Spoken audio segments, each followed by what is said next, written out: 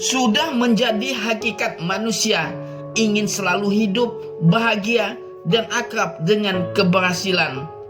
Padahal kenyataannya hidup tak selamanya di atas. Sebab ada kalanya juga kita harus di bawah.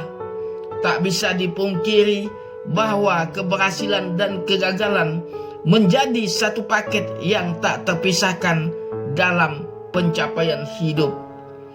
Menyikapi keberhasilan tentu lebih mudah dibandingkan menghadapi kegagalan. Namun, berlarut-larut dalam keputusasaan tak akan mengubah apapun. Kita harus menemukan motivasi agar dapat segera bangkit. Berikut ada 5 hal yang dapat kamu lakukan untuk bangkit dari rasa putus asa. Pertama, ambil jeda. Ketika putus asa, tentu kamu merasa kehilangan motivasi untuk terus hidup. Hal ini akan menjadi hidupmu menjadi tak terarah. Jangan terburu-buru, bangkitlah secara perlahan. Anggaplah masa sulit sebagai masa jeda untuk mengistirahatkan pikiran.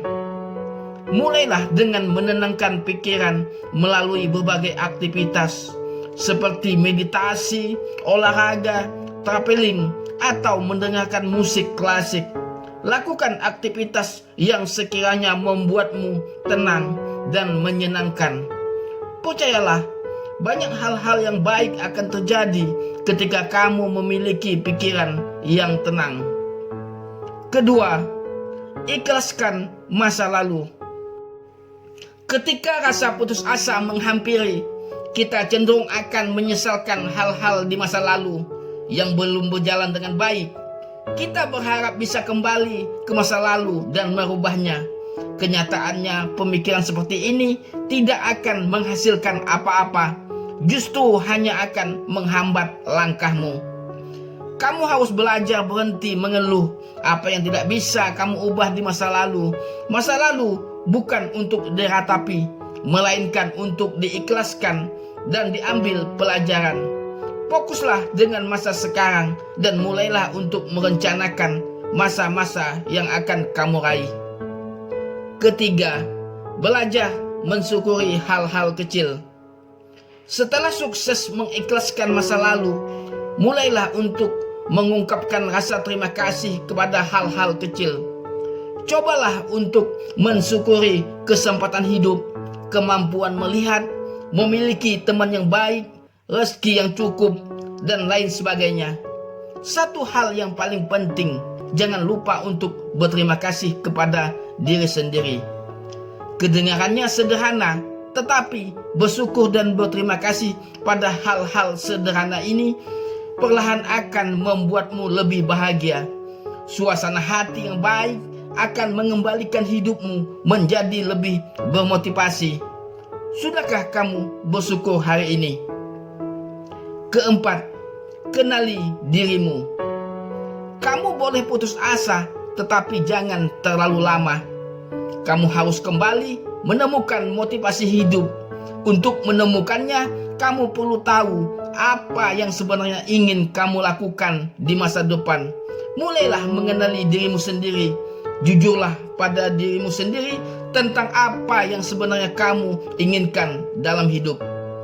Tatap tujuan hidupmu sesuai dengan apa yang kamu inginkan, bukan mengikuti apa kata orang lain.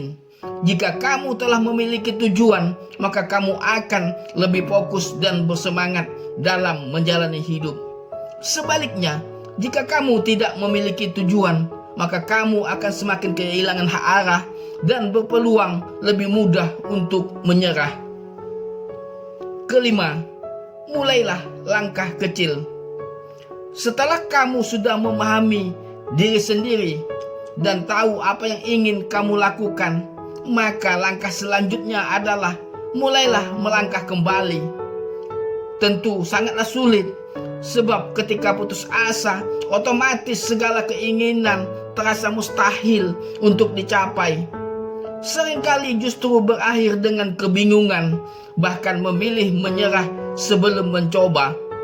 Padahal untuk bangkit, Kamu hanya perlu lebih berani untuk mengambil langkah pertama, kemudian melanjutkannya secara konsisten.